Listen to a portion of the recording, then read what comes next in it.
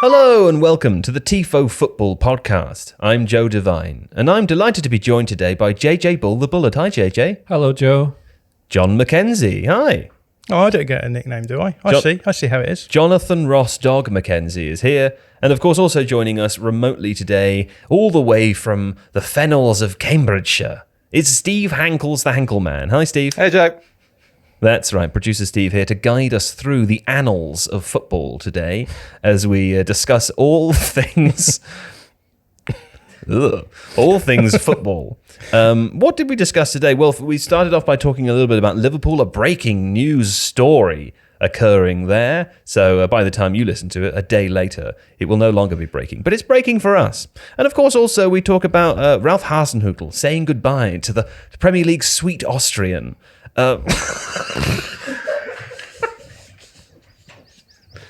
Keep going, because that's funny. Also, we talk about other things happen. All the football happened over the weekend. Tottenham, Liverpool, Arsenal, Chelsea. Champions League draw. Champions League. Oh, the Champions League draw happened while we were recording. We talk about that too, and all the feisty Europa League games coming up. Goodness me. It is a veritable feast of football on today's show. And of course, we had a long conversation about Gabriel Jesus and his goal-scoring ability too. So there's that to look forward to for later. Trendy things. All the different kind of trendy things. That's right. John got upset because I laughed at him when he said he was trendy. But if you really want to get on top of the trends, then you need to visit theathletic.com. Theathletic.com/Tifo, where every football-related trend can be found and devoured by a hungry consumer base of football fans. Yes? Visit theathletic.com/Tifo, where the first story on today's docket, the Liverpool for sale story, was broken by Monsieur David Ornstein et al., others too. This is just a kind of place where we break news, guys. Hey, no big deal. No big deal. Let's not waste any further ado. Let's leave you in the warm hands and the cool embrace of FSG, and we'll talk about that momentarily. Yes, okay. First topic for the docket today. FSG appear to be putting Liverpool up for sale, John. What do you think about that? Yeah, it seems interesting timing, doesn't it? Because obviously things have been a little bit funny around Liverpool at the moment. But it appears that after 12 years or so of owning the club, they're wanting to move it on. So I think that it does throw everything up in the air a little bit. I think Liverpool have been associated with FSG, and I think FSG have been associated with a lot of Liverpool's successes as well. So a lot of uncertainty about what comes next, who comes next in terms of an owner, and I suppose what happens to Jurgen Klopp, who I think has been like the big thing that they did, right? That's the decision they made that they got right. Yeah. Well, I can tell you that I'm reading from the copy of the Athletics news story. Fenway Sports Group has put Liverpool up for sale. A full sales presentation has been produced for interested parties. FSG has looked at opportunities in the past, but has decided against moving forwards with them. It's unclear whether or not a deal will eventually be done, but FSG is inviting offers. JJ, do you think that Liverpool fans today might be a little concerned about the sort of group or organisation that might be in a position to buy such an expensive asset?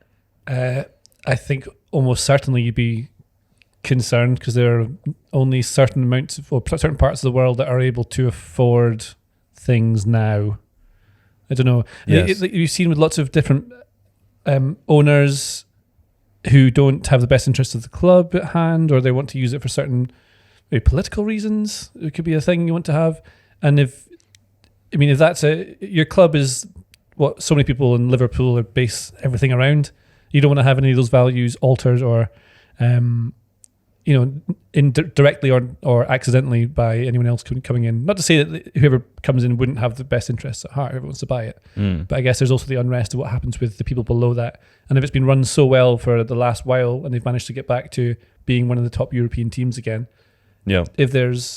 Often you see, there was a manager I spoke to once, I think I said this before in the podcast, that often what you see on the pitch is representative of what's happening behind the scenes at the very top. So if the very top's very organised and everything's in place there, then you can pretty much be sure that on the pitch you'll have a stable team that's been run well because it all goes through the entire club. So when you have a bit of disarray and you have people coming in who maybe bring in directors and everything doesn't make sense and there's a bit of lack of communication and there's all sorts of politics going within the club, you might start to see a bit of a mess on the pitch. replicating what's there. I mean, that's pretty. You can't guarantee that's what's going to happen, but that sort of thing has been mentioned to me before. Here's some more information. FSG, of course, principally owned by John W. Henry, who was one of the two founders alongside Tom Werner. FSG also own the Boston Red Sox. They own television network NESN. They own 50% of the Roush Fenway Racing and Fenway Sports Management. Roush.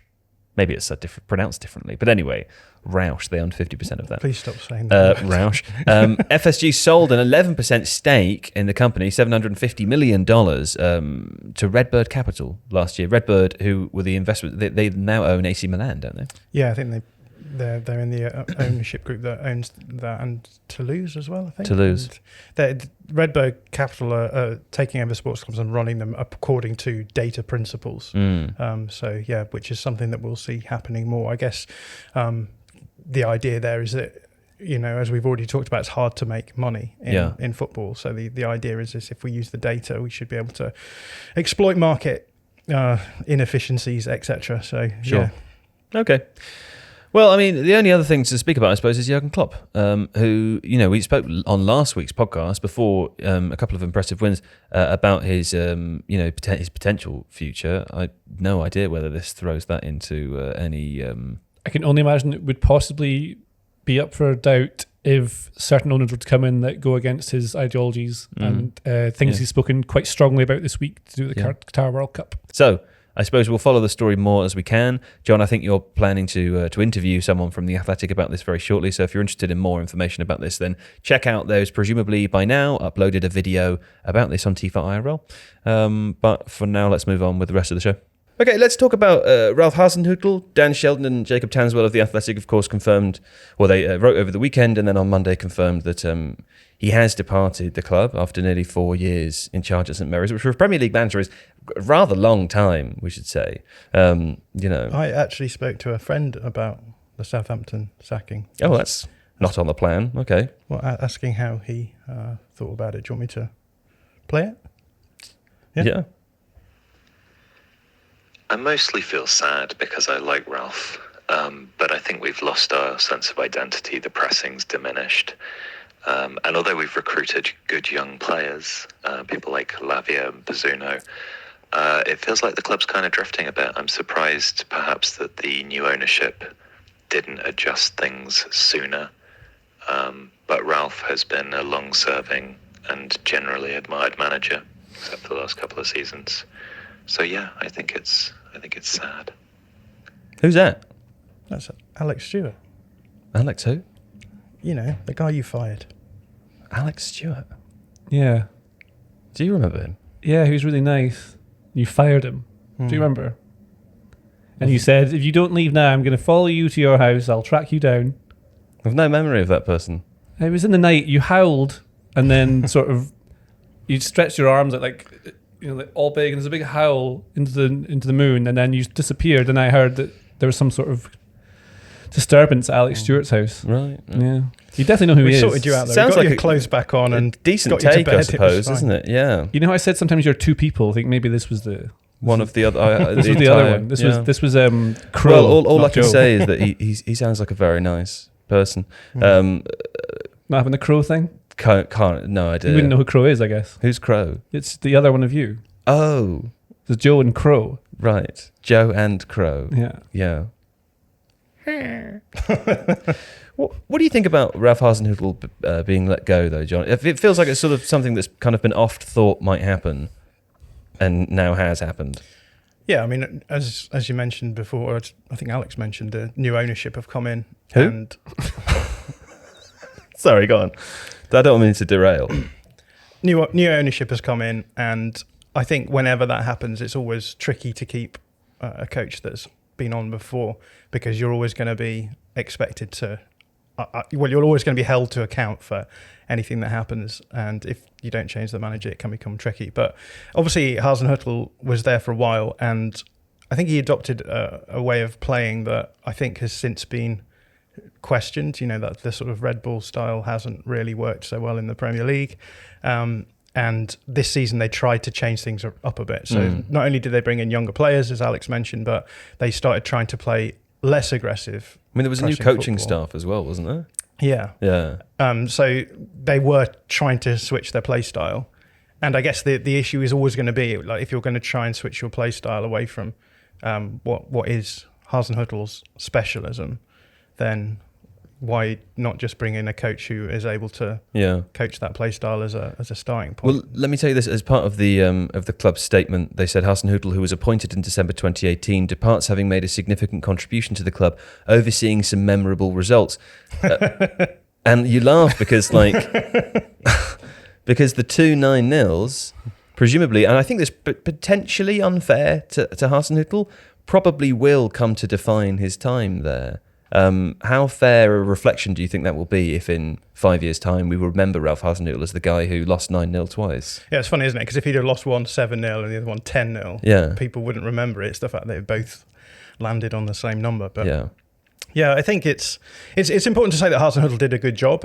He kept a team in the Premier League for a long time who weren't spending a lot of money. I mean, they were making decent money through transfers. They were bringing players in for 10, 15 million and selling them for 20, 25 million.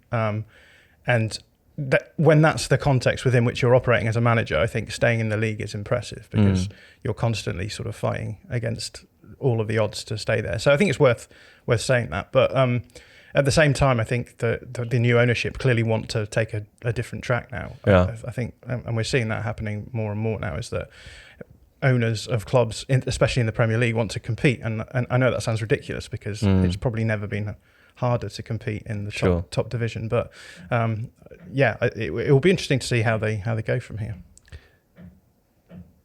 That's someone trying to get in. Yeah. It's Crow. That's Crow. It's Alex Stewart trying to get back inside. You buried him underneath the floor. I'll try and make this relevant. I was thinking about who to go as on Football Manager this year, and I was thinking Southampton might be quite a good save because it's a real challenge, right? It's a low budget.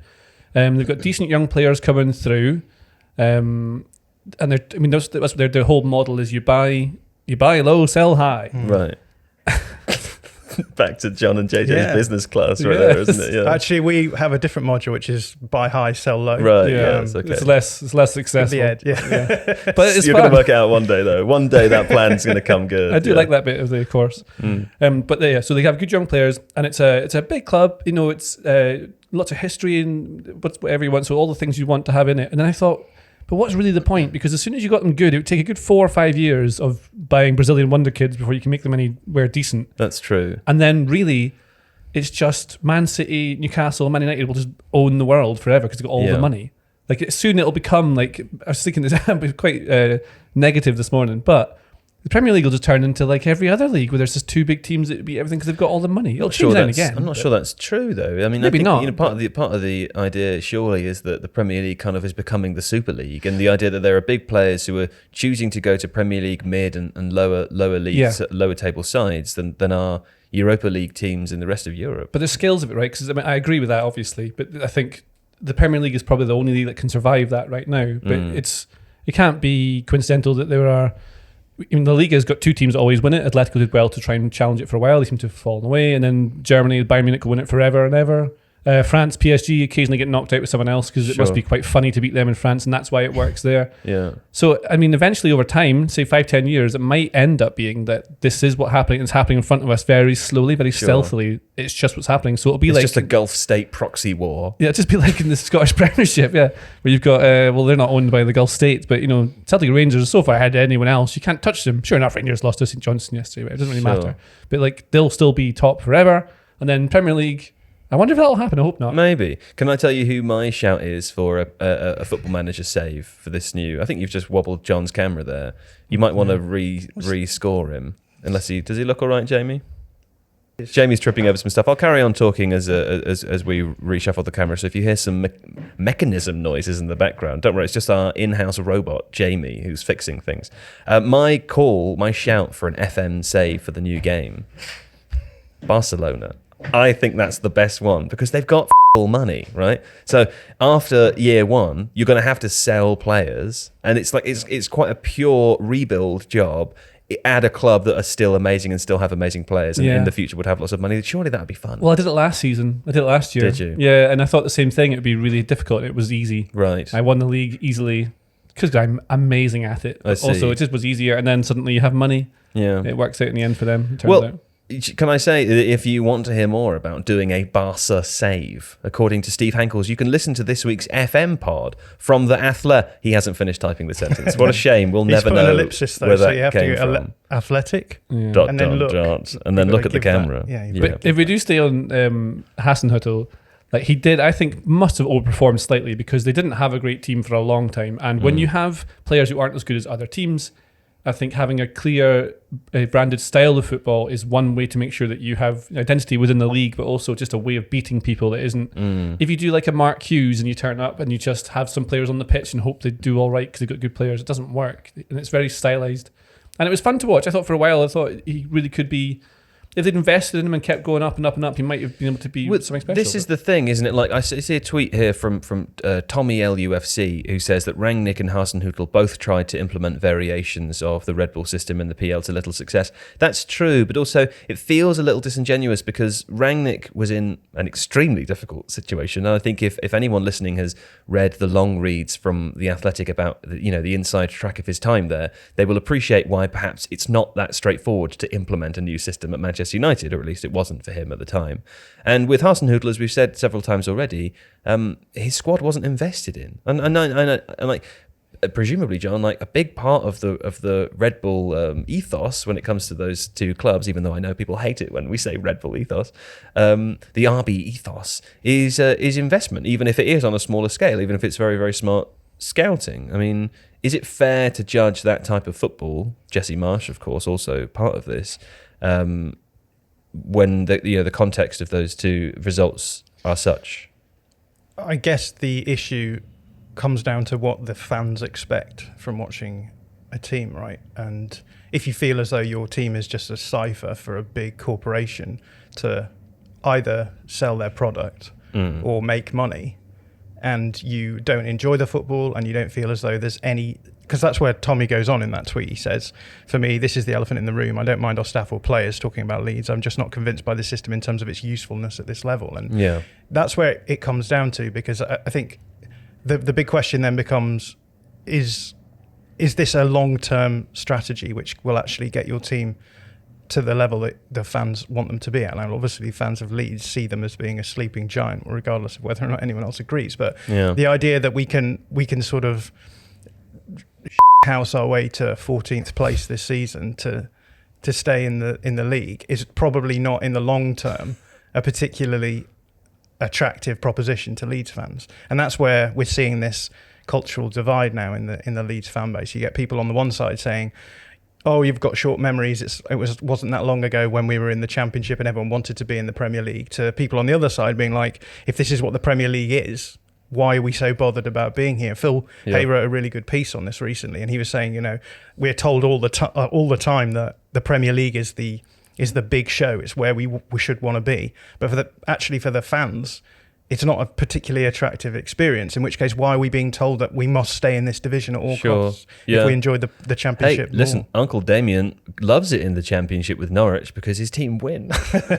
And it's fun. I think he quite enjoys the sort of the refresh challenge, the up and down nature of it, because also, he said when they went down to League One, what was that, about 8-10 years ago now, maybe? That was before Paul Lambert became, maybe longer, before Paul Lambert became the manager. After Norwich lost 7-1 to Colchester in League One, Paul Lambert was their manager. They took him and then got promoted twice in a row.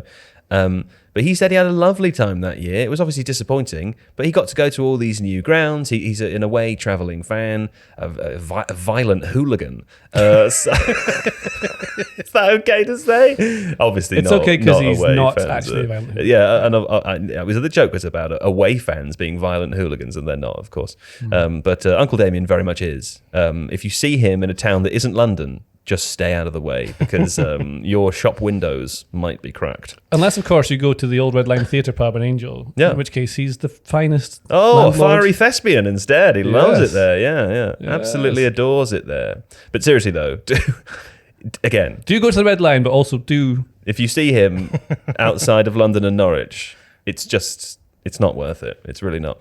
Okay, I think that's enough now. Let's talk instead about the Champions League, because the Champions League draw has occurred. It was occurring as we spoke. And now let's discuss it. I'll go through the games as they stand.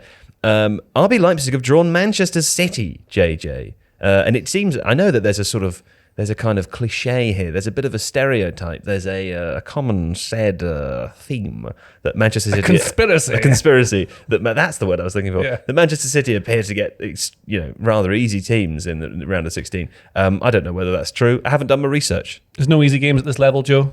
RB Leipzig? No easy games at this level. It's one of the easier games.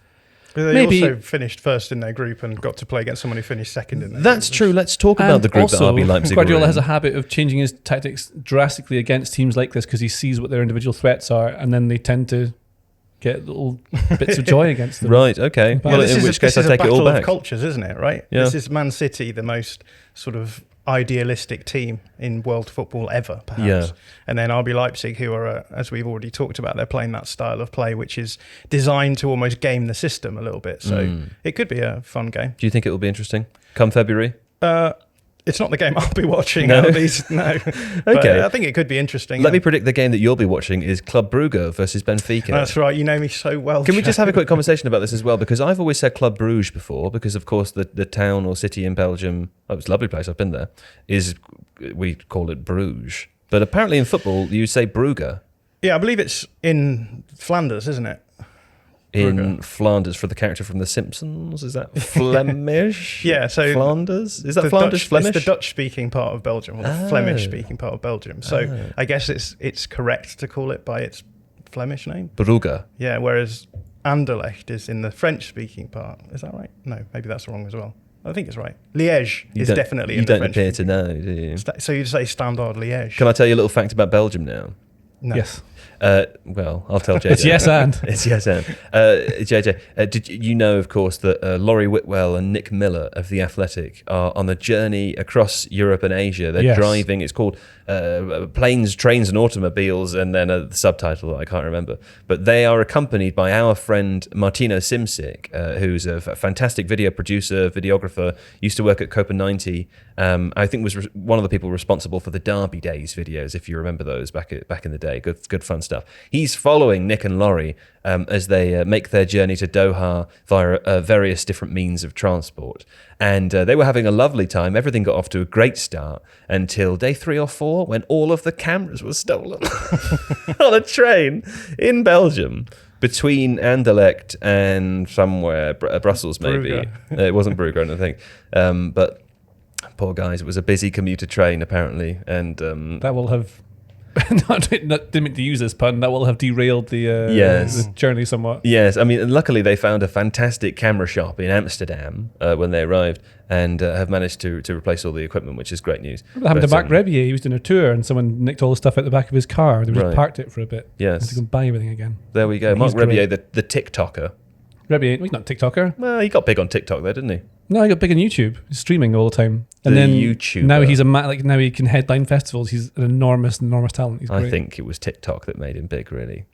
Mark Rebier, are you kidding? Yeah, I'm pretty sure it was TikTok. No way. Pretty sure TikTok I'm not brought sure he's him even to on a TikTok. Yeah, he's on TikTok. 100% on Is TikTok. He? Well, he's a content creator for that then. He's YouTube. It doesn't matter. Sure. Anyway, can I just say, Benfica are Video amazing. guy. Yeah, what's the deal with Benfica? Because of all the group finishes that I noted as noteworthy, Benfica winning Group H, which included PSG, who came second, Juve, who finished third with 3 points, the same as Maccabi Haifa. They finished top of that group because they scored loads of goals in the last game. Did they indeed? And I think they won 6-1. They scored the last goal in injury time. I think it was a João Mario finish from like 25 yards, and it put them top of the group on.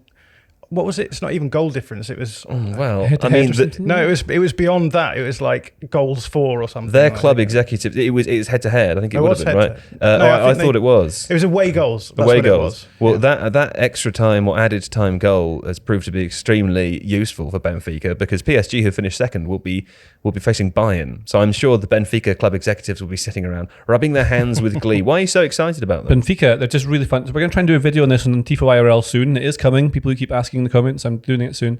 But they've got really good players and they play a really good style of football. Roger Schmidt is the manager, He had a bit of a bad time somewhere. Where did he go? Ajax didn't work out. Was it somewhere? No, was it PSV? PSV. It was one of the Dutch teams, anyway. It was at Feyenoord as well. I can't remember. I'll check this out because we should. Thank you. It'd be good to have good knowledge on that rather than guessing. But the team plays really. They're really fun to watch. It's a 4-2-3-1, 4-4-2 sometimes. But they've got the players individually. Gonzalo Ramos is this young striker who's been linked with a lot of big clubs. He was heavily linked with Newcastle and I think Man United in the summer. PSV. David Neres, really good winger. Then there's this young guy, Antonio Silva, is this 18-year-old centre back who is another future wonder kid.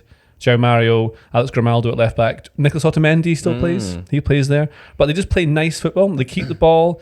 They win it back. They score the goals. They're just a decent team. All things that football teams need to do to win games. Yeah, I thought they outplayed PSG in the games that they played against them. I think they drew one of them or they drew both. I can't remember.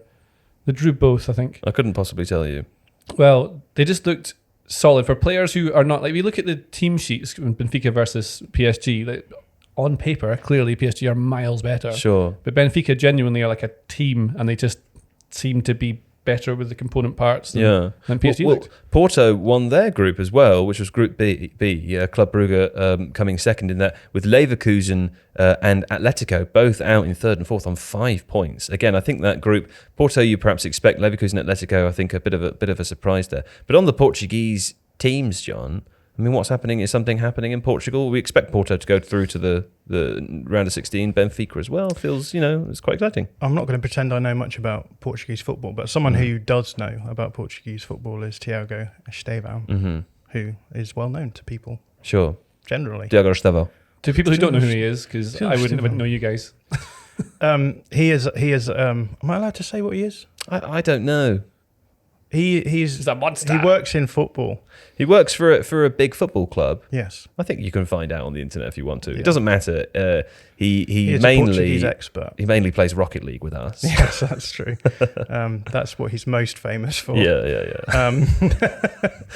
And he's absolutely at that game. He's so bad at that game, and I hate him. But he's got really good football insights. Yes, he has. He is Portuguese and he knows the league really well. And he said this has sort of been happening for a long time, that Portugal has been producing sides that get through in the group stages of the Champions League. And I guess this is the first time that two teams have finished top of their groups for a long time. It does indicate that something is happening in Portugal. Just want to hammer home that it's not because he's your mate that he's got valuable information. It's because he is a scout at a high level club. He's got valuable information. Did it seem like we were saying because he was friends with us, he would know things? No. I was just trying to make sure because people who aren't people we know listen to this podcast sometimes. Yeah. I think that was clear already. We said he worked for a major European club. Is your brain switched on? Is it switched off again? It happens sometimes. John, while I'm talking, will you just walk around the back and just wind him in the back? I was on the tube and all of a sudden, a tube stop just missed and I was just here. What's going on? He is Crow. He's finally just. He's Crow. Yeah. Now we finally know what happened to Alex Stewart. Blanks of memory. He's making a lot of videos recently. Speaking of Crow, it doesn't work at all. Come on, you can do this. Make it work. Speaking of Crow, a very intelligent animal, of course, and one of the most intelligent animals we know is Antonio Conte. He's a highly evolved, intelligent animal. Does that work? Am I in dodgy ground here? No, I think it's probably fine. In terms of what, crows or Antonio? In terms of mechanisms, not mechanisms. Process. Ruminations, not ruminations. How's your brain on today? I just want this segue to end. How's it when they go forwards? You encouraged me. AC Milan are playing Tottenham, which is quite an exciting game, JJ. The winner of Serie A playing Tottenham. Yes, it was good for Tottenham fans because it's very exciting to have AC Milan come to that lovely stadium that Spurs have, and Spurs fans can go to the San Siro, which is obviously lovely, and they're going to take it down so build a new one. Might be one of the last opportunities. Yeah. And also, like AC Milan, for those younger listeners who don't even know, AC Milan were massive for many years. They were one of the biggest teams in the world. They won Champions League all the time. Second biggest European Cup winners of all time. Oh, there we go. Yeah. You might forget you with the knowledge there. I do know that. Yeah. I do know that. But some of the great teams, I remember watching Ancelotti's AC Milan, probably the most famous for me. which would have all the big players in, like Kaká. Speaking of crows. Yeah, segued nicely. That should have been That was the segue. That was the segue. Yeah, well. Yeah. So it'll be good. But Spurs, out of sorts. I'm sure we'll talk about them in a bit. Other Premier League clubs. Maybe we already have. Depending on how this podcast we'll is come edited. to discuss their game over the weekend as well. Eintracht Frankfurt have picked up Napoli, which is an exciting fixture. And, Napoli, if we have time today, we'll talk about their win over Atalanta as well over the weekend. Still steaming ahead at the top of Serie A, looking fine. Yeah, I think so. They struggled a bit this weekend, actually. Yeah. But I think they will ease past Eintracht Frankfurt. Okay, fine. Borussia Dortmund, Chelsea. We haven't talked about Liverpool, Real Madrid, which I feel like is a big fixture. I'm coming back to that to do at the end. Okay. But, thanks for spoiling it. You can trust me as a host. I have been doing this for a long time. No, I mean, I believe you. I was just If you're not careful, Crow's going to come out, okay? And we've heard about what Crow's done to other unmentioned members of this team previously. Yeah? I'm sorry. I had actually just completely missed that off the list. I know. Liverpool, Real Madrid. What a big game. Yeah. And Liverpool turning into Real Madrid in a lot of respects, I think. How so?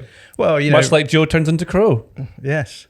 The segues today. Yeah, devastating Mind-blowing. consequences. But do go on. I just mean in terms of like the fact that we've always talked about how Real Madrid can't control games and they sort of rely on moments to get through games. And Magical moments. yeah, and I feel like Liverpool are turning into that a little bit now. Like their pressing isn't working so well. So we're going to talk about the game yesterday against Spurs.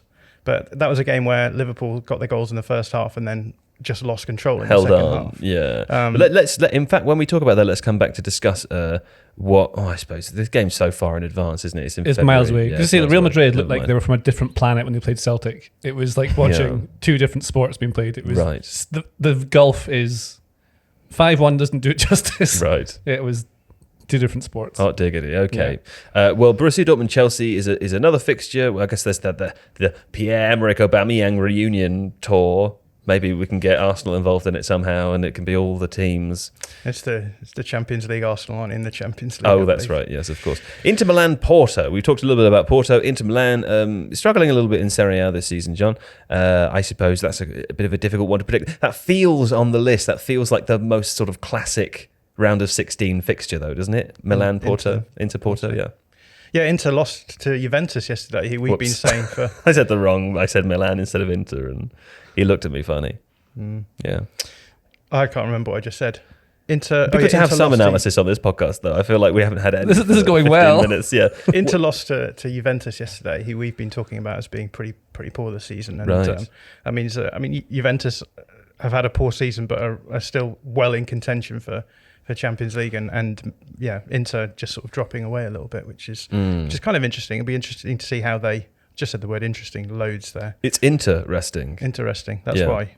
But yeah, it's going to be fascinating to see. I'll use a different word. Fascinating to see how they sort of turn things around, because it feels like with Inzaghi maybe things are getting a bit stale. So yeah, okay. And the final game is PSG Bayern Munich, which is also a big banger. Feels like a big banger, JJ. Yeah, John did a great video on PSG last week, I think, on Tifo IRL. So you want to learn all about PSG and whether they're really good enough to win the Champions League this year. Have you seen our TikTok went viral? Which one? Our Messi one. The one I did? Yeah. Well, that's good. It did. I had a feeling that might happen. 200, Messi on a TikTok. 200 and something thousand views over the week. Right? It's got 43,000 hearts on it. Is that a like on TikTok? A TikTok like? You are looking at the wrong person here. Yeah. I was kind of trying to look at Jamie, actually, but you were in his way, so, Does Jamie understand TikTok? He's a young man. Yeah. Jamie says yes, and that's how we know it's true. Yeah. Well, anyway, for more detailed information on PSG, John's done out in a video, so I'd watch that. But I think we're probably going to end up at some point, maybe in the last game, talking about what PSG need to do to really win the Champions League, which is probably not have like 5 individual golden boys doing all the bits and pieces. But I will say, like Messi is maybe back to his absolute best. His numbers are incredible, but just watching him is... We've seen that 1,000 times. It's pure joy. It's so fun to watch Messi. Neymar's also playing really well right before the World Cup. And you've got Mbappe. They've changed the system a little bit, so Mbappe and Messi play their side of this front two, with Neymar kind of in the 10, and they all rotate a lot. It's quite fun to watch. And the midfield's changed this season as well. Verratti and Fabian Ruiz plays mostly, does it? Or yeah, names. Yeah, they've been playing Fabian Ruiz and someone else who I can't remember. Who is it? Someone young, I feel. Carlos Soler. Vitinha, yeah, he's been great. well. Yeah. And then Bayern, trying to transition a bit under Julian Nagelsmann, but you've got Choupo-Moting is suddenly now at 33 as good as Messi. Yeah. He scored in every one of his last 9 games or something crazy like that. Was it? That's too much, isn't it? Lovely. Bayern Munich are finally top of the Bundesliga after a huge amount of time. So Union Berlin finally getting crushed by Leverkusen yesterday. I believe Seb Stafford was at that game, which is why he's not here today on the podcast. But I'm sure we'll hear more about that in the future. Before we move on from the Champions League entirely, you've mentioned Celtic already, JJ. I can tell you that in the group that Napoli were in, Rangers officially became the worst Champions League team in the group stages ever. Yeah. And they also lost to St Johnstone over the weekend in the Scottish Premiership as well. So a bit of a tough time of it for Rangers. What you've done there is given me a really good opportunity to do something that many Aberdeen fans would like to do. But as a neutral journalist, I will say, well, it's a shame that they... It's quite an interesting sentence, that what you just said. Yeah. I mean, obviously... Carry on, though. On one hand, it is funny. On another hand... It's also funny. Yeah. Celtic and Rangers just looked so out of it. And having been giants in European football before, genuinely they were. I mean, Rangers were in the Europa League final last season. I don't know, it's compared to Victoria Pilsen, just a team you just don't really think about. With all respect of it, the history of that club and all the fans who support them, they're just basically like that now. Just no chance whatsoever in that Champions League. Europa League's better off. Helps the coefficient as well. Just go for that, lads. Just do that.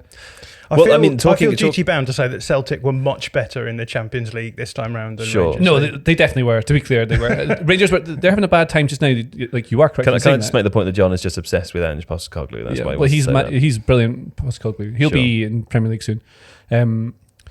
So lots of Rangers fans are very unhappy with Gio van Bronckhorst. But then these things tend to happen with managers when you get a few bad results and they lose a bit of shape and whatever. Then results start to go against you. You shouldn't lose to St Johnstone ever, but it just seems like I think a lot of teams will just shut down now towards the World Cup. Yeah. And maybe Rangers are doing that sort of thing where it's almost over. Although weirdly, I tell you this the other day, Aberdeen play Celtic on the day before the World Cup final. Right. That league starts again then. Yeah. I guess it can. This year's weird.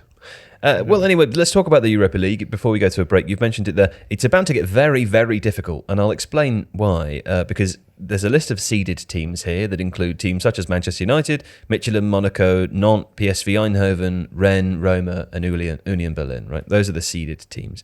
The unseeded teams that I'm assuming, I'm inferring from this plan means that they'll be facing the seeded teams in the round of 16 include Ajax, Barcelona, Juventus, Leverkusen, Salzburg, Sevilla, Shakhtar Donetsk, and Sporting, right? Which is tough. The Europa League first knockout stage, there's going to be some tasty games, John. Yeah, I feel like there's been a bit of a weird upheaval in the Champions League in terms of teams going through that we might not have expected to and teams not going through who you might have expected to. Mm-hmm. And that's meant that the standard of the Europa League now is incredibly high.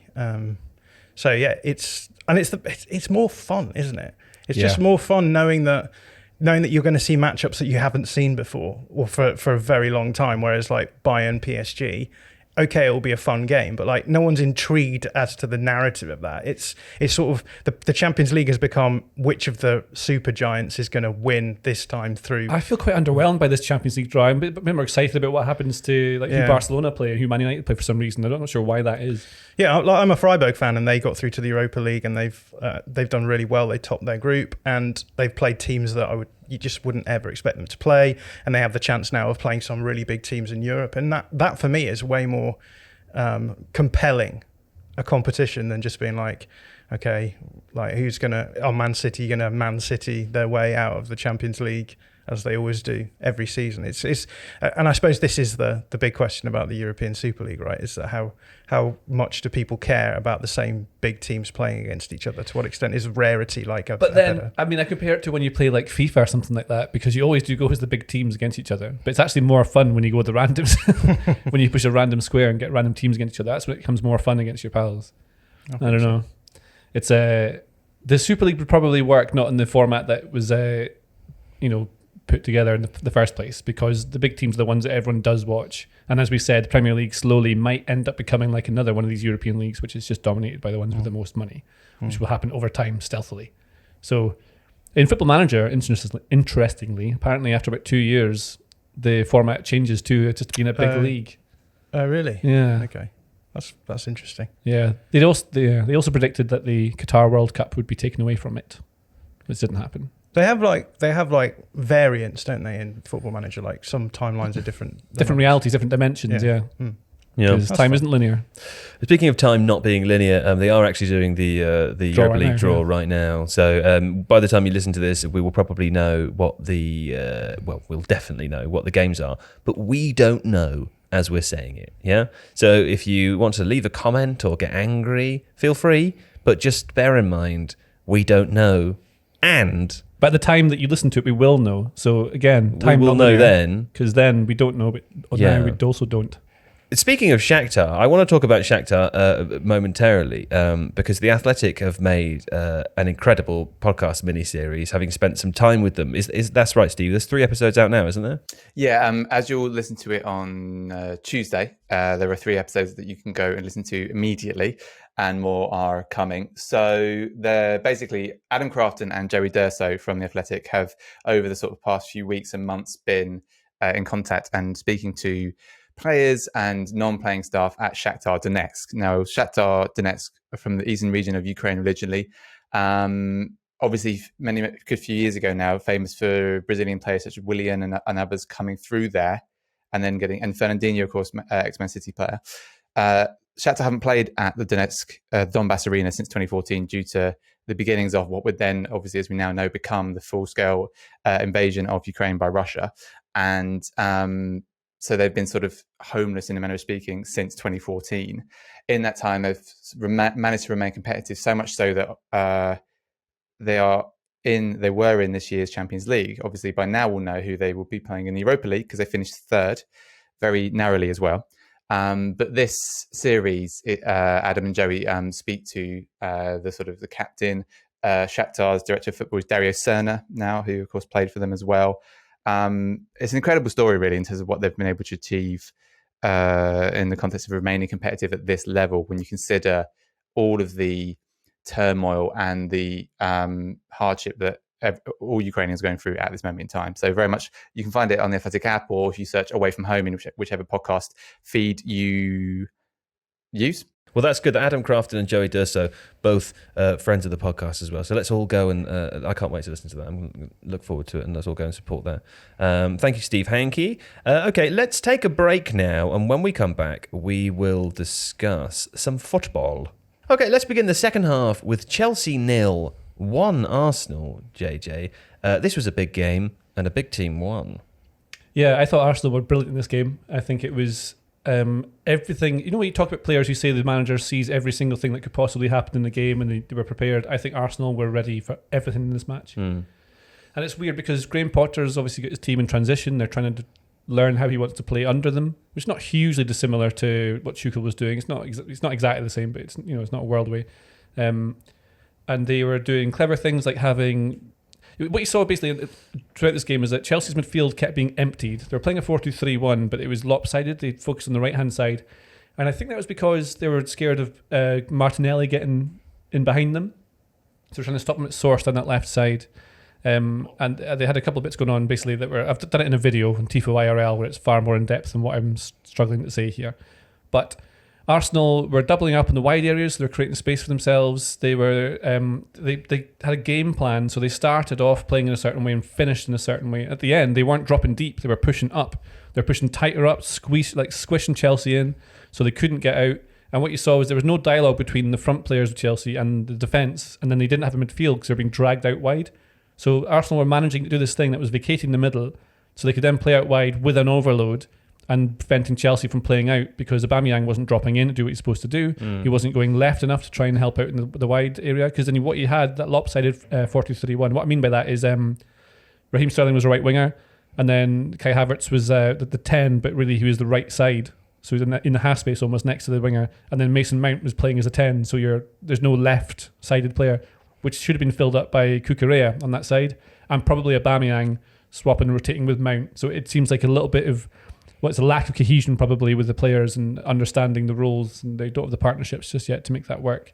And so Saka was keeping Cucurella pinned back, which meant they a very lost interesting that. battle, those two players, isn't there? Yeah, and I think if you replace Cesar Azpilicueta as your right back, I think the hope might be that Cucurella is essentially a wing back, not a full back, so then they can turn into the 3. The back 4 becomes a 3. The 2 central centre backs, start to cover more of the pitch, and Azpilicueta tucks in, because then Sterling's your wide right and Cucurella is your wide left, because you can do that, but you can also change it around the other side. It's the theory behind the tactics of it makes sense, but it just didn't work, and I think it's because of what Arsenal did. And had Gabriel Jesus been a little bit taller, he would have scored a diving header. They created 2 big chances. I think there was one that Partey took off the head of Martinelli or someone like that in the box. I can't remember who did it. The ball came in the box and Partey took it when he should have just left it for the header at the back post. Probably would have been another goal. I think it's only 1-0, but I think they really had this dominated. And I wonder what Chelsea fans would thought of what their team looks like just now, because that's the first time they've lost 2 games in a row, before Tuchel. Yeah. Tuchel never really had that, and I think whereas we know Potter's a great tactical manager, and he's clearly he's very normal. This is the thing I'm trying to say. Potter's a very normal person. Tuchel is not, and so what you see. Barcelona have got Man United in the. I told you. I said they would get them.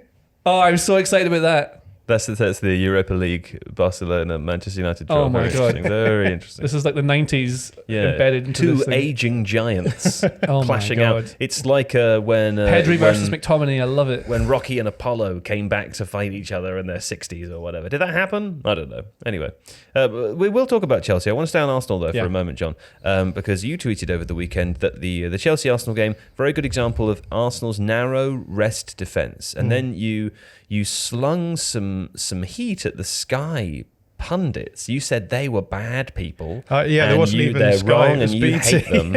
And it was BT. Yes. And you said everyone that isn't you is a bad person and doesn't know what they're talking about. What did you mean by all of that? Well, when I said everyone is bad, I meant you, actually. That was just a cipher me. for you. And it's very interesting to hear from your internal perspective that I represent everyone to you. You are Very everything to me, interesting, and everything is bad. But what about Arsenal's narrow rest defence? It sounds like a bird, doesn't it? A small bird. The narrow rest defence, like you'd find it in an ornithological museum. Oh, look, Daddy, there's a narrow rest defence over there. What about them? Bird themed this episode, isn't it? Yeah, very bird themed. Yeah, rest defence. It's interesting hearing JJ talking about the thing that Arsenal did really well in the second half was like squeezing Chelsea high up the pitch, because I think my criticism of Arsenal in I guess in the first half of the season so far has been that they go ahead in games really well, and then they struggle to control games later on. And I think part of that is to do with the fact that they're not brave enough to push teams deeper. And so what they do is they try to possess the ball, and it's easier to possess the ball deeper in your structure. So it's easier to play it around your defence, etc. But also, if you lose the ball in that situation, it's much easier for the opposition to score and cause you problems. Whereas if you do what Manchester City do, which is control the game start to finish, and they push right up and they keep oppositions pinned in, not only is it easier counterintuitively for you to control the ball, but also if you lose the ball, it's a lot harder for opponents to get back towards you. And so a lot of that is to do with the fact that Arsenal were committing players forward, and to do that you have to have what we call a rest defence. Now, rest defence is like a cool, trendy word in tactical circles, and trendy. This guy.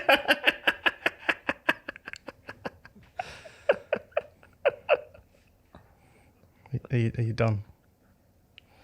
Yeah? I hate everyone. Yeah, I'm done. Thanks. Where was I? I don't know.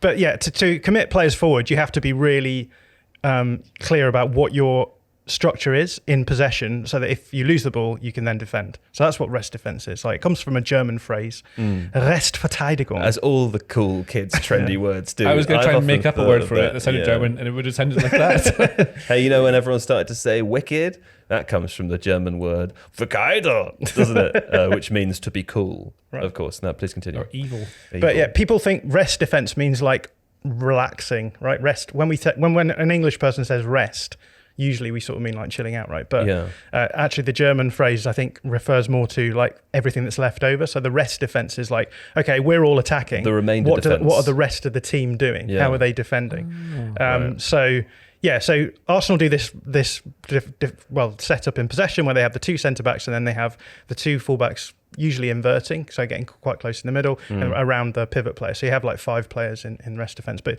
you get quite narrow. It allows you to build up quite nicely because you've got a lot of players in the same area. But also they cede space in the wide areas, because the idea is that, okay, it will be easy for the opposition to get a player into that wide area and take it down and attack you. But for the ball, if the ball is going to go there and then the player has to get towards the goal, it's a lot further distance to travel than the unit who's defending. So, and there's all players in the middle. Yeah. And so Chelsea were set up to try and make the most of this against Arsenal. So they played Raheem Sterling as a wide player, and he was basically touchline hugging, and he was an outball. So you can see there's a couple of chances they created in the first half where Kai Havertz ends up in basically the same situation.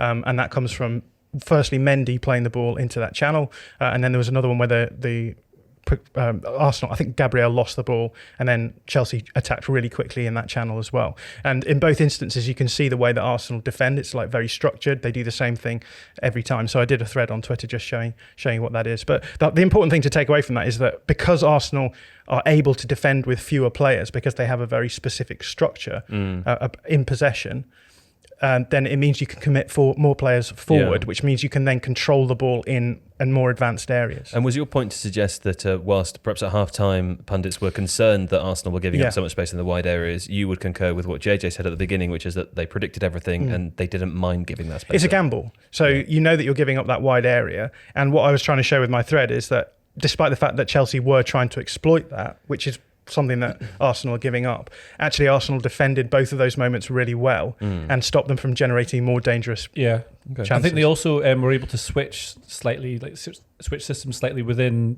compared to they were trying to react to what Chelsea were doing. So if the normal build-up shape would be a 2-3 with the fullbacks being inverted around the central pivot, in this game what they were doing was they were playing a 3-2.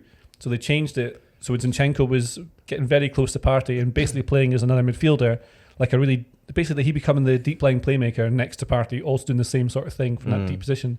And what I like, it's becoming more common now, is that teams, rather than having the fullback being the widest player hugging the touchline, it's the wingers, which makes total sense because the wingers are the most dangerous attacking players you can get in those positions. So if you get Saka or Martinelli 1v1 with a fullback, that's much better than having a fullback who's already run all the way up there than taking them on. And you think like Liverpool's attacking menace came a lot from their fullbacks when they were at their absolute best, and now they're trying to revert to not having that quite so much because it's not the done thing anymore. It's almost like the trend has changed, or it's that cycle's over. And Guardiola's been doing this. He was doing it at Bayern Munich a lot earlier with the inverted fullbacks, so you can manage the counter-attack. It's not just for build-up. It's like John's saying as well, it's to manage the counter-attack. So when you're higher up the pitch with that shape, suddenly you've got, rather than having 2 centre-backs of 1 pivot player and 2 wide full-backs in position, which leaves space in those particular areas, you're sort of hedging your bets and keeping players in the middle of the pitch. So even though you're not directly next to someone, you're blocking space someone could use, so it makes them think differently about how they get the outball. Right. And you saw it against Chelsea where they couldn't get it into Aubameyang and Havertz because they were well managed. Yeah. Well, they managed to win the game 1-0. It potentially could have been more. There was a fantastic chance or a good opportunity in the first half that Gabriel Jesus had, John. It sort of, he missed it. It was a headed opportunity. I think if he'd got a head on it, it probably would have gone in, or at least to say the XG for that individual chance probably would have been fairly high. He did get a touch on it, so it should, I think, be registered as an expected. Let me have a look. Well, a lovely small detail, but that kind of led the commentators at the time to talk about how Gabriel Jesus probably underperforms as a goal scorer, which I think is fair. But I was struck during the game that I feel like that conversation, because it's the kind of one fact known about him, it's the one detraction because he's so good everywhere else, and in comparison to the rest of his ability on a pitch, it does stand out as the negative, that people just kind of say it all the time, even in situations when it's not necessarily appropriate. In terms of Gabriel Jesus' contribution to Arsenal since he's joined the summer, it's like hard to argue anything other than very, very, very important. But in terms of his goal scoring record specifically, he does underperform. Yeah, largely. I think there's been maybe one season in the last 5 where he's overperformed his expected goals. What do you mean by that? So in terms of explain expected goals. Yeah, what do you mean by the fact that one in the last 5 seasons he's overperformed? Yeah, so obviously every time a player takes a shot, then the stats nerds can generate a probability for that shot to be scored. And that is simply based on a number of different variables. It depends on the model.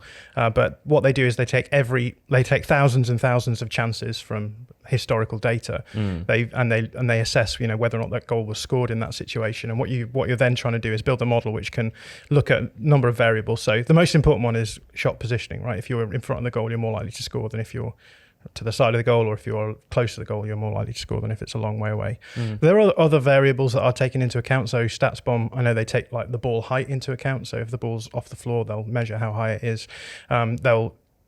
They'll take into account things like defensive positioning, where the goalkeeper is positioned, etc. And the idea then is that you take all of these data points and you can be fairly confident that, in general, that shot that you've taken would be scored in a certain percentage time. But what you can do is you can then aggregate all of those chances that Gabriel Jesus had, add them all up and say, the average player would expect them to score. Yeah, you'd expect them to score. So, for example, I think one season he scored 12 goals from about 14 expected goals. So you would say that the average player you would expect to get 14 goals with those sorts of chances. And is that a big difference? So, for example, we can see in the 2021 season, I think he underperformed quite heavily there. I think it's about 5 goals is his worst. 5 goals is the worst. What would be considered a big difference? So, for example, if it is 14 goals or 12 goals, is it a goal or 2 off, or is it? 5 sounds big in that scenario. Big, yeah. But the thing is, because it's based on averages, you'll get, that's like anyone who takes that shot. So that could potentially be a defender or whatever. You would expect them to be worse at finishing. Now they're still playing high level, so it is that level exactly. As well. So you'd expect a striker to overperform. You would expect a player who you consider to be a good finisher to overperform. Right. Now the thing that it's important to note is that actually the biggest skill often for strikers is getting into the right place to generate good chances. So the fact that Gabriel Jesus is able to generate the amounts of expected goals that he gets is a good sign. The fact that he slightly underperforms historically just suggests he may be not quite so good as a good finisher. But someone like Messi will historically overperform his expected goals. We should probably looked at the numbers for that so that we... So last season he was underperforming. So people say he didn't play very well last season. He got 6 goals in the league. But his XG was about 11.3, I think. I think I'm right. I did it in the video. So that's a massive underperformance from Messi, especially. Obviously, quite high numbers for amount of games he played in the new club and all the circumstances that Messi had. But he was hitting the post a lot, or just missing shots. It just wasn't quite happening for him, which is why he underperformed. Whereas players like Harry Kane always score over their XG. Yeah. So one of the big reasons that Spurs have done so well in recent seasons is that him and Son have overperformed their XG constantly. So Spurs have always been overperforming, and when those players aren't totally on form, that's when they drop down to being below Champions League level. It's what they've really had. Right. Liverpool, the season they won the league, over their XG. Jesus, if you look at... It was pretty massive, wasn't it, that overperformance, the Liverpool season? For goals scored, and especially towards the end of the season as well. Again, I covered that in a video on Tifo IRL. If you want to have a look at what's actually happened to Liverpool, it's called. Now, with Jesus, so the most goals he's ever scored in a season, in a league season, is 14 goals in 1920 for Man City. It's the most he scored. And I think he played through the middle an awful lot that season. And for Man City, you're going to score loads. Raheem Sterling scores loads for Man City because he gets lots of chances in high value areas. Yeah. But apart from that, he's never really, he's generally played in the wide areas because he's better suited to being Guardiola's called him the best defensive presser. I can't remember what the exact phrase was, but the best pressing forward in the world because he's able to track players. Against Real Madrid in the Champions League once, he played wide left. It was also a wing back, also a forward. He does all the work you need of him, and then is very, very clever in final third, especially to rotate positions with players, to drag people out of position and get himself into position. And that's why his XG tends to be higher than lots of players who play wide, because he does get in the right positions. Yeah. But his finishing still would, when he underperforms it so often, you think you just can't rely on him to score 25 goals a season, 20 goals a season. Sure. He'll get you about 14, like a really good inside forward, which is probably what he is. But you want to play him through the middle because he can also lead that press and do certain things that other players can't. Maybe the same as like Bobby Firmino, who can play through the middle as a central forward, but you don't think of him as a striker because he's not. He's better suited to be a bit deeper, and he sometimes goes into wide areas as well. And Jesus is maybe similar. And I think Arsenal going to the window, they said they'd like to be able to invest because they want to take advantage of this huge position they're in. And I think they look at someone who can do the defensive work, but also give them something in front of goal that can get them just the extra bit that they lack. Because Nketiah, I think, seems to lack that as well. The real clinical nature that you need to finish it. And you look at Liverpool identified a need to have a striker who scored goals. They got Nunez in, and City obviously got Haaland, which is a different kind of style of player to what they've got, but it gives you. They want themselves something. a Robin van Persie. Yeah, well, I don't know. There's loads of players. I mean, that boy at Benfica we talked about earlier, Gonzalo Ramos, might be a half decent effort, and then you've got Benjamin Sesko, but he's going to Leipzig, isn't he? Yeah, he's already signed. Yeah. Okay. Well, listen, before we go to the break now, we do have the Europa League fixtures in, so I'll just run through them very quickly. Barca Man United, as we discussed before. It's maybe worth noting that this is the knockout stages to get into the round of 16. So these are the teams who dropped out of the Champions League playing against the second place teams. Right. So there's more. Yeah. So these games will be played, and then it will go to the round of 16. I guess. Fine. Okay. So Barca Man United, we've got Juve Nantes, Sporting versus Midtjylland. Shakhtar have drawn Stade Rennes. Stade Rennes? How do you say Rennes? Rennes. Yeah, it's the roll, isn't it? The Stade Rennes, for anyone who doesn't know that. Ajax, Union Berlin, that's quite an exciting game, isn't it? Leverkusen, Monaco, Sevilla, PSV, and Salzburg, Roma, where there is no rolled R. Anyway, let's go to a break, and when we come back, we'll discuss some more football. Yes. We have a couple of things to sort of crack on with here. Tottenham Hotspur 1-2 Liverpool. JJ, Liverpool, good first half, scored 2 goals, and then spent much of the rest of the time sort of clinging on to the edge of a cliff by their fingernails. They look knackered. Yeah. Liverpool they look so tired. They've had loads of injury problems, as we know. Yeah. Klopp, and I think Robertson said in their post-match that they were talking about how they knew that they'd get chances to score in the first half because Spurs start slowly, but that Spurs would create far more in the second half and be much better. And this really was a game of two halves, and I think Liverpool started really well, had control of it. They're playing the variation on the 4-3-3, which is more of a 4-diamond-2, with Salah and Nunez, the two strikers, in possession, and Firmino dropping to make the diamond. But out of possession, they put Firmino next to Salah to the middle because he's much, much better at defending from the front and showing the ball where it's supposed to go. And I think they played well. I think Konate is he's probably not underrated. He's probably rated, but he's brilliant. He's a really good player. Yeah.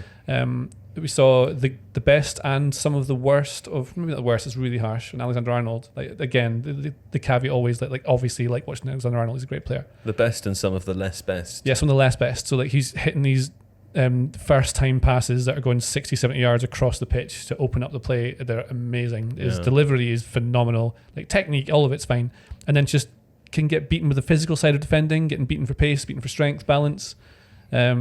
Looks frustrated quite a lot on the pitch sometimes because it's very rhythmic what you just said there, wasn't it? Beating for pace, beating for strength, balance. I'm just in a flow state.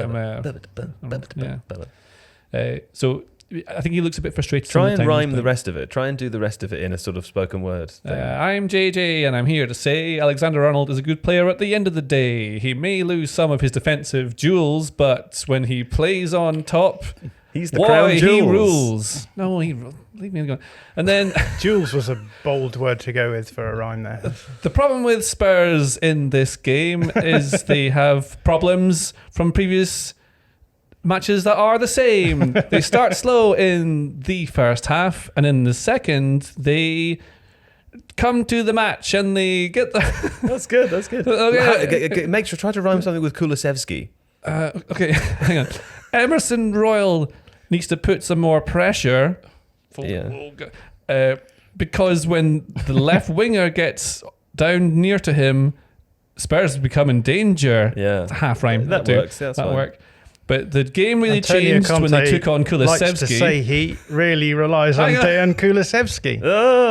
He's coming in. I wanted to have the Kulusevski goal. To be fair, you take it. If you're sitting in the background, very easy to rhyme. Yeah. You know, so anyway, listen, so like backseat rhymer. Yeah, backseat rhymer. Just to chop that one off, Kulusevski was immediately made them much, much better when they came on the pitch. This isn't rhyming. No, I'm out of that now. Oh, you finished? Yeah, that bit's done. The Spurs like to play Perisic as a forward next to Kane because they've got injury problems just like Liverpool do. They're really short of the firepower that makes them as good as they should be. Certain players aren't performing as well as they want them to be. And like defence especially, you can see Eric Dyer made that horrible mistake passing back with his head.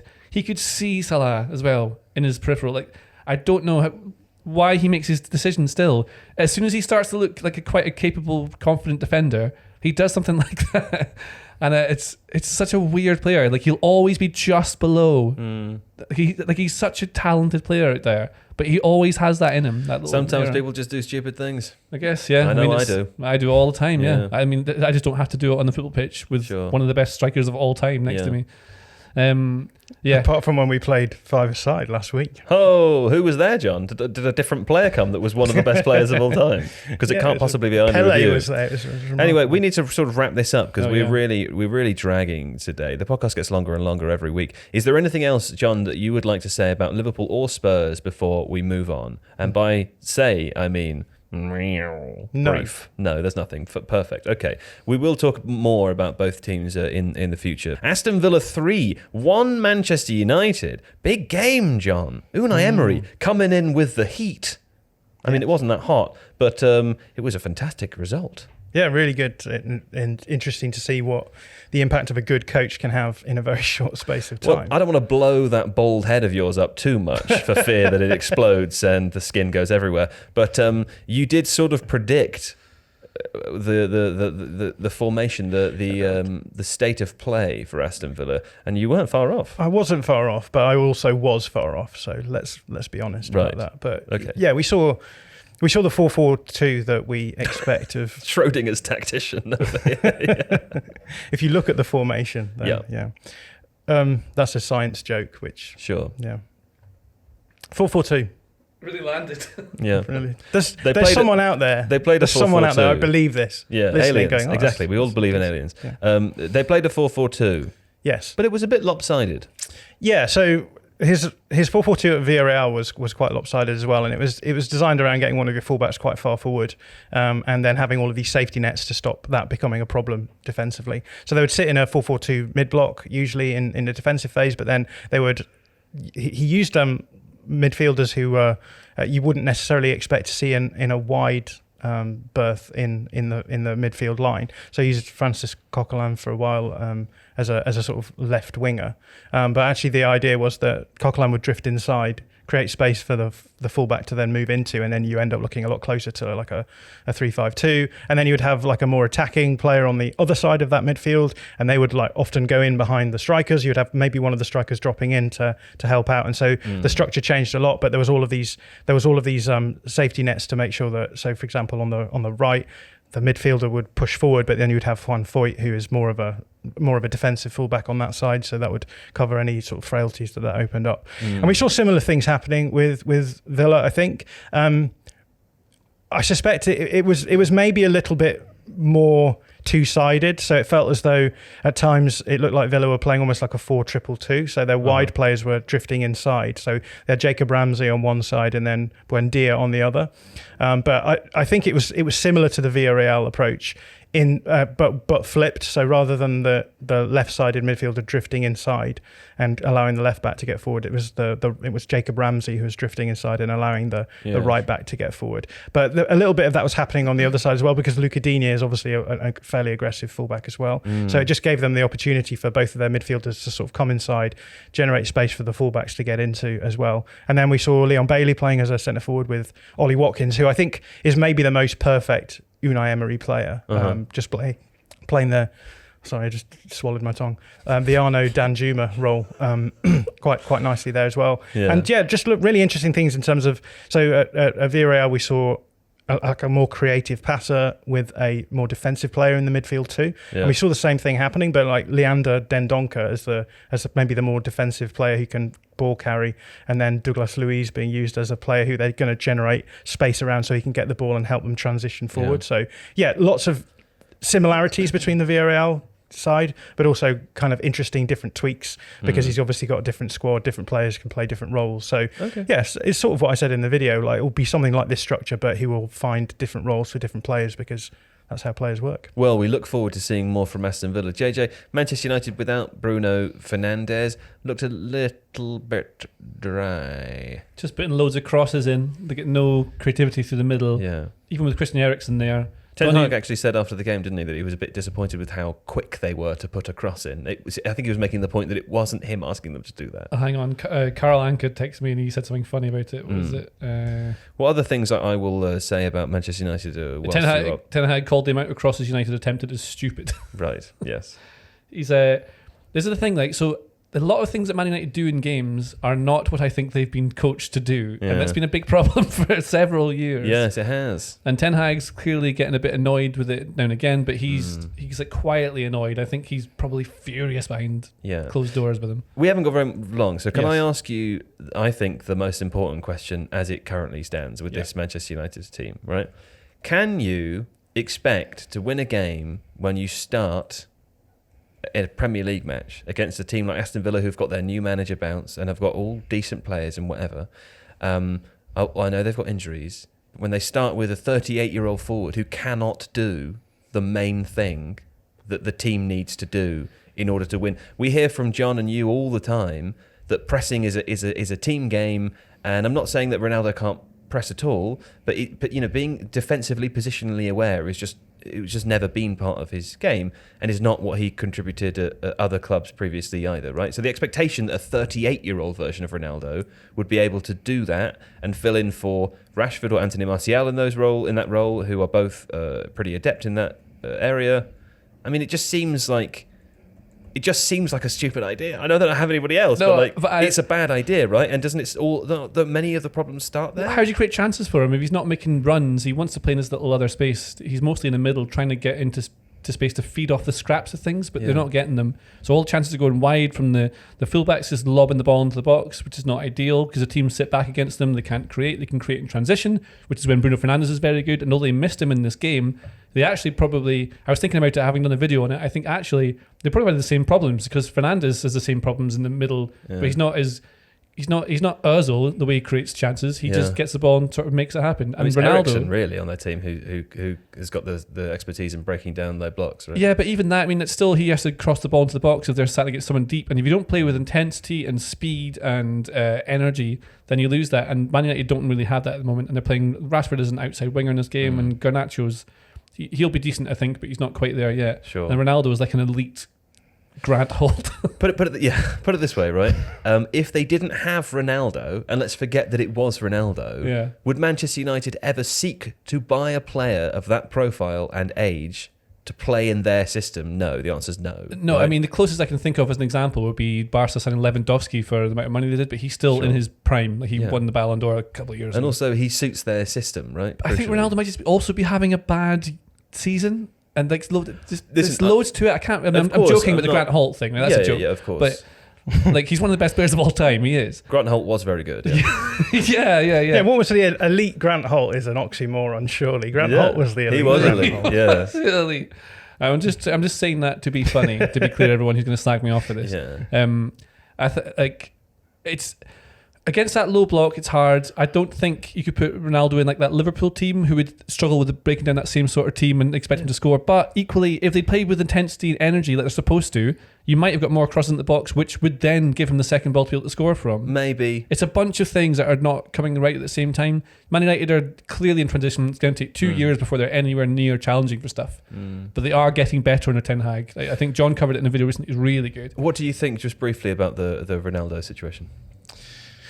Yeah, I think that insofar as it is a situation, there's two issues. One is that the off-ball stuff isn't as good, and when you're one of the biggest jumps that we've seen from Manchester United has been under Ten Hag has been their ability to control games out of possession, and when you're doing high intense and high territorial pressing, you're only as good as your weakest link, because as soon as one person isn't good enough, then there's a weakness that the opposition can then use to try and get around. So that's one thing. But the other thing is, like, even you could put up with that if his on-ball stuff was good enough. And I don't think at the moment he's doing enough to justify the detriment he has on the team's pressing in terms of his in possession stuff. So it's just it's just a natural thing that happens. Players decline. Like Cristiano Ronaldo is what, 36, 37? 38.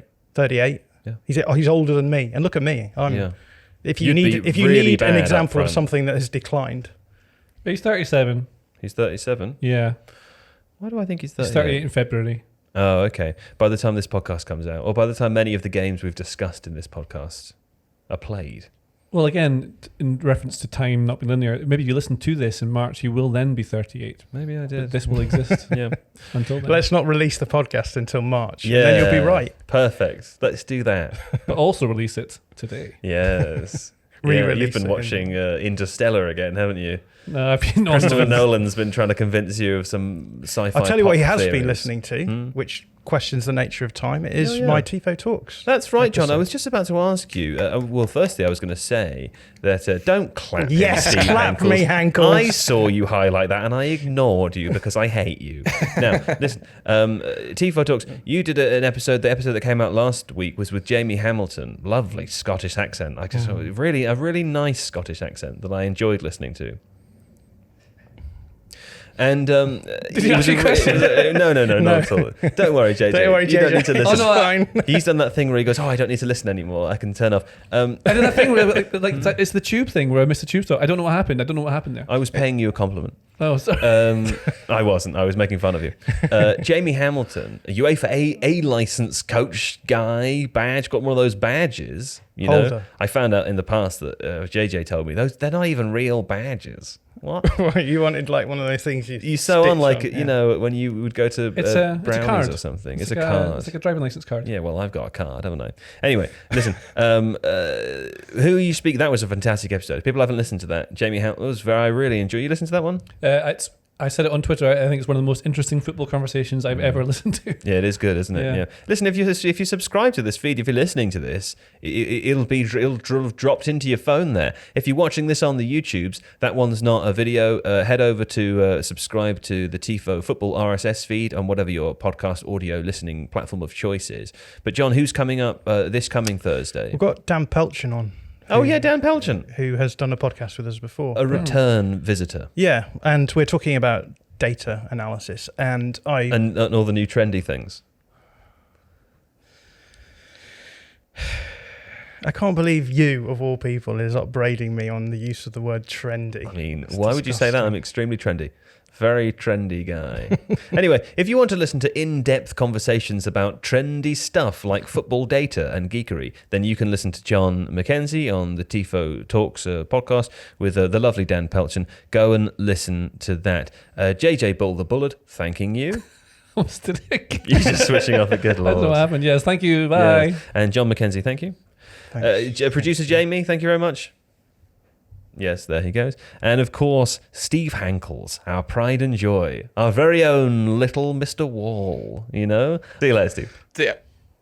Yeah. Oh, by the way, before we go, that clip that Steve was talking about before, the snippet from Away From Home, you can listen to that now. So we'll fade out and you'll be listening to the sounds of that.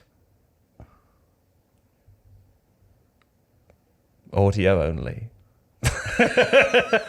you video people don't get that, but you did get a nice little snippet behind the scenes. There we go. Anyway, see you later, video people. Bye bye bye Bye, video people. Bye. bye.